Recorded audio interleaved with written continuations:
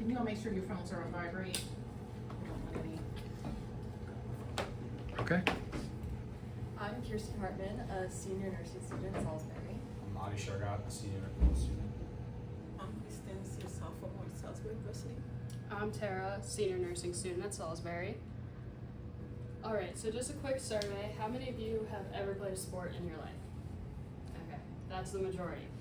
So I want you to imagine that you're 65 years old, playing a sport has finally caught up to you, and you need a total joint replacement. 500,000 hip replacements and 3.5 million knee replacements will be performed by 2030. So that could be a lot of us. So you undergo this major surgery, you have a new implant, you're trying to figure out how to move, you're in pain, and you're wondering what your life is going to look like after. You're handed a bunch of paperwork, but you don't really understand any of it. You get home, and out of all the hip surgeries and knee replacement surgeries that will be performed, 4.2% of them will be readmitted within 30 days. That's an alarming number, considering that total hip and knee replacements contribute to 4% of the overall readmissions within 30 days. So it makes you wonder what's going on that is causing this high rate of readmission. 30-day readmission rates are driven by substandard care, poor discharge planning, and ineffective post-discharge service coordination. Now, all these factors have one thing in common: ineffective discharge leading to our problem. So the specific problem here really relates to education. A lot of the time with discharge, these readmission rates are almost directly caused by something like ineffective education. The average cost of readmissions are around $15,000, and patient education at discharge, it significantly impacts those readmission rates up to 45%. You guys can see up there, which is, that's a pretty staggering number. Avoiding 420, just to give a little bit of actual context, avoiding 420 readmissions resulted in $3.2 million in total variable cost savings. I don't know about you, but $3.2 million sounds like a lot of money to me, so we could absolutely do something to fix that problem. And then some specific problems include contact information that wasn't adequate, lost faxes, inadequate follow-up appointments, things that are lost along that way. And I also wanted to ask, she asked the question earlier, have any of you done discharge yet? Has anybody gone through that process? Can you just raise your hands for me? How long did it need you? Like, how long did that take you? Was it above 10 to 15 minutes on sometimes, or was it above 30 on sometimes? So on average, like when I was told to go in and discharge someone says 10 to 15 minutes. What if they have a conflict? What if they are worried to leave the hospital? What if they don't understand how to set up that next appointment? All these things matter in our patients' lives and in our clients' lives, and that's how we need to bridge the gap. One of our solutions include discharge nurse.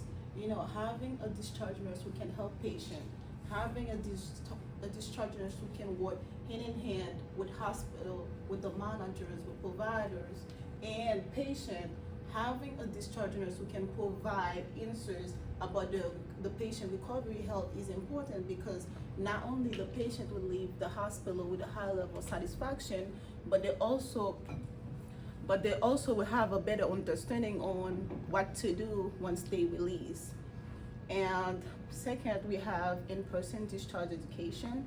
Providing quality education for the patient is important, because when the patient, once they release, they don't have to go home, back and forth to the hospital because of lack understanding. And our target audience will be hospital, specifically South at Tidal Health. That's where our target audience will start. And because our goal is to reduce the high costs associated with readmission rate and to improve better patient care. Alright, so as mentioned before, 5 South, they're currently implementing a virtual discharge nurse. So for our primary opportunity size, it would be an orthopedic unit within a hospital, just as 5 South is, so we can evaluate the effectiveness of virtual versus in-person discharge education.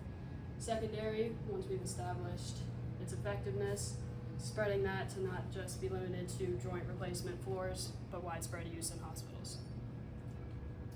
So as she stated, currently at Tidal Health on 5 South, which is the orthopedic floor where a lot of these total joint and knee hip replacements are being done, there is the virtual discharge nurse being implemented. That does allow for more time and communication to be provided to these patients upon discharge, as it should always be. However, there are still a lot of gaps, which you can see up here, that we believe our discharge nurse would be able to fulfill. The most important being that it's in-person, face-to-face communication with these patients. When it's face-to-face, you're able to provide hands-on education and teaching to these patients. You're able to read their faces, truly understand if they're following you or if maybe you need to slow down, go a few steps back to really instill what you're teaching them so that when they go home, they're able to fully take care of themselves. Additionally, the discharge nurse virtually at 5 South is in a room at the hospital sitting on a computer, only going over the pages that the nurse handed them. So they're just reading page by page everything that this patient was given, not really giving effective education. They're just spending the time that a normal nurse would be having to spend the time with. Our nurse would be communicating with the entire interdisciplinary team of this patient, the provider, PT, OT, social worker, case manager, gathering all of that information that this patient's going to need to know upon discharge and providing it to this patient in a comprehensive, understandable manner, while also effectively teaching them many of the skills they're going to have to know when they go home, whether that's blood pressure monitoring, taking their meds properly, wound changes, any exercises they're going to have to be doing. Another big factor that we think really separates our discharge nurse from the virtual discharge nurse is that it does not rely on Wi-Fi or internet at all. As many of us know, as electronics has become more prevalent in this day and age, especially during COVID when everything went online, a lack of internet and Wi-Fi really impeded us from being able to simply log on to Zoom for class. When it's in person and face-to-face, a lack of internet will never prevent us from being able to provide patients with the proper discharge that they need to be able to go home. So the driving factor for hospitals to implement this discharge nurse into units is truly the high reduction of cost associated with these readmission rates. As we stated earlier, just by reducing only 420 readmissions, they're saving nearly $3.2 million in costs and total variable costs. So with 4% readmission rates related only to this orthopedic, you would be saving significant amounts of money.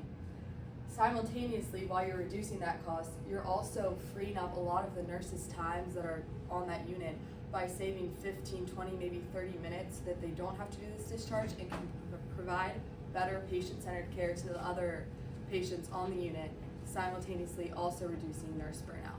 So while this cost is the driving factor, you're also benefiting in so many other factors for nurses and the patients on the unit, not just the ones going home.